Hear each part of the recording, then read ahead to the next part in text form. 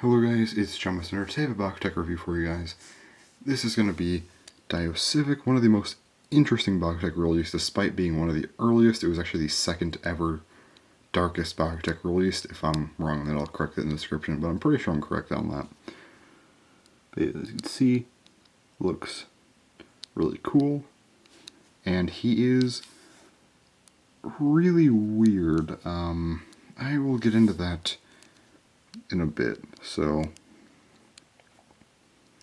also, it's kind of hard to tell, but this part is blue and the neck here is also blue. It's like barely different, so it's hard to see, but it's like slightly different. If it was like really bright out, you could definitely tell, but it's nighttime out, so a little bit harder to see. But anyway, let's go ahead and open this guy up, and I opened him backwards. Now if I remove him, you will see that this little piece was left behind, and it landed like this, and there's a black piece here that landed, so it was sideways basically. I'll get into how this thing works in a little bit here. Let's actually go ahead and zoom in. Maybe not that much. Alright, so he has a couple manual parts that flip out. And yet he is a very interesting Bakugan. Now, just by the looks of it, he doesn't look that crazy. I think he looks cool, though. But he's nothing too insane. His G-Power, I don't know if I can actually get it on the camera properly. But, actually, I can put it back here. You can see it, yeah, 580. So he is really old and not the strongest with that. But he has this piece. This piece is called Sivac. So we have Sivac and Sivac. So this piece, you see there's this little black piece here. And interestingly enough, it's actually a little magnet. It doesn't look like it, but if you take this card, yeah, you could see it stays on actually. It's not a very powerful magnet, but yep, it is a magnet. So if you put them, like if it lands on the magnet, it actually gives you a bonus. So the way I opened it, it did not, so I would not get the bonus. If you kind of get good at this thing, you can pretty much put it inside when you close it up in a certain way, I'm pretty sure, and it would be much better. But I'm not really good at this thing, so I couldn't do that, but I know it definitely is possible to kind of increase your odds of getting it the way you want it, which would be, of course, with the magnet landing on the card, or I guess just on the ground, on like the play mat or whatever. As long as the magnet's touching the ground, you get a bonus of 200 Gs, which is huge. So this thing is very odd because it has two cross pieces that are, and of course this one has metal cross pieces, and these two little pieces here that are also metal. So this guy's kind of heavy, especially for an old Bakugan. He is decent for attack. He occupies a decent amount of the card. He doesn't have anything that really opens up too powerful, though, unfortunately. Yeah, he takes up a decent amount of the card. I guess not as much as I initially thought, but a decent amount still. And he's okay for defense. He actually does have this tail, which I do find to be useful. It's at least another piece touching the card, which, helps resist attacks. So he's pretty interesting.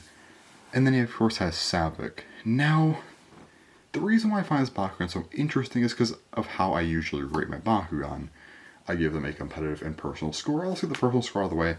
This guy's a 9 out of 10 for me. I really like him a lot. I think he's super cool and interesting. But then we have the competitive score. Now, I generally try to stick to whole numbers, but I'm going to have to give this guy a 7.5 out of 10. So this guy is very weird. I think for a lot of aspects he is outclassed. I mean, there's better Bakugan in every aspect in this thing. And I would give a 6 out of 10 probably. If it wasn't for the Sivac piece right here, that immediately bumps it up. Now, I don't want to say it's an 8 out of 10, because things like Zeta Municus exist, and also the G-Power scaling had just got higher throughout BakuTech's lifespan, you know, getting to close to like 700 Gs as the average. But this thing could be 780 Gs, which is huge. That is a ton of power. And I think that really makes him interesting and kind of stand out. Because even Zeta Municus with his G-Power wheel, if you get to 40, he's still only 770. The only thing that actually beats this thing is the 200 G-Power Zeta Municus, which is pretty rare to get. And even Bakugan Armor's Bakugan, which I think the highest is Yashitagawa's at 770, which again doesn't beat this thing. So because of that, it kind of puts this guy in a weird spot. I think he's solid normally, but calling him really good, I don't feel comfortable doing. So I'm giving him a 7.5 out of 10. Definitely one of the strangest Bakugan in BakuTech. We never saw another gimmick like this. Everything else was like, you know, a G-Power wheel like on Zeta Municus. This thing was different. And I really just wanted to do the review on this thing because of that. Also, I just had to apologize. I feel like it's really hard to see him. This lighting isn't even terrible either. It's just like I feel like all of his color scheme just kind of blends in, and he just looks like almost entirely black except for these like green parts and metal, of course. But yeah, he looks almost like a silhouette. Just gotta apologize for it because I didn't realize how bad that looked. These reviews are mostly about just talking about the Bakugan themselves. But I mean, I do prefer to have them shown off a little bit better than this. I guess it's okay-ish, but yeah, this is by far one of the weirdest Bakugan around. And I was just really wanting to talk about this guy because, yeah, I mean, he's just a very strange BakuTech. And I'm kind of just talking in circles at this point. So I do want to give a couple like announcements real quick. So if you just want to see the review, thanks for watching, and I'll hopefully see you in the next review. But if you want to hear these announcements, just stick around for a bit, I guess. It should only be like a minute or two. So I do want to get back into BakuTech reviews. I feel like I say this every time, and I just never do. But I don't really have a ton of stuff to review, and I don't really have much more to buy anymore. So I kind of just want to get the last few things I need, and also get these last reviews out. I probably only have like 4 or 5 more things left to review in my collection. Then I have to buy the last few things. There's like 5 more things BakuTech I need. And after that I will have covered every BakuTech, at least in some capacity, whether it be a solo review like this or like something in a deck. But yeah, so I do want to get those out. My next review I haven't decided on yet. I was thinking maybe Flame Eagle or Flame Eagle. I still don't know how to pronounce that thing. But I also wanted to talk about Bakugan Armors a bit. So I am finally getting Yashitagawa's, which was the last thing I needed to get. And I now will have every Bakugan Armors Bakugan. And I plan on making a really big and cool video showcasing every Bakugan Armors Bakugan, making a whole review and borderline analysis on the series. It's going to be probably a 20-minute video. I'm going to actually try and put a lot of effort into it, not just like these reviews that are pretty much just one take.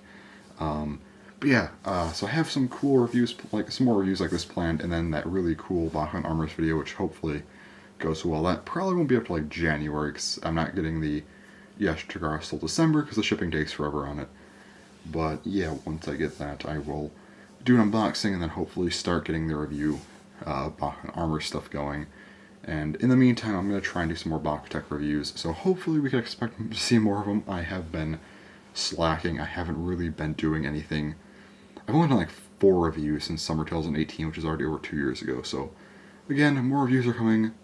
I'm going to try and get these out relatively quickly, probably from now till like December, like around Christmas time. I'll probably have like 4 reviews out. Maybe I'll just do them weekly, I don't know yet. We'll just have to see what the future holds, but I've rambled enough. So anyways, yeah, that's about it. So hopefully you guys are excited for reviews. If there's anything you actually want me to like re-review as well, because maybe one of my old reviews sucked, let me know. If there's a certain Bakugan you want me to see, I can either tell you where you could find it, or just, you know, if I haven't made one yet, I can make it on it. So yeah, just let me know in the comments below if there's anything specific like that you want to see. But anyways, that's gonna about do it for this video, so thanks for watching, and bye-bye.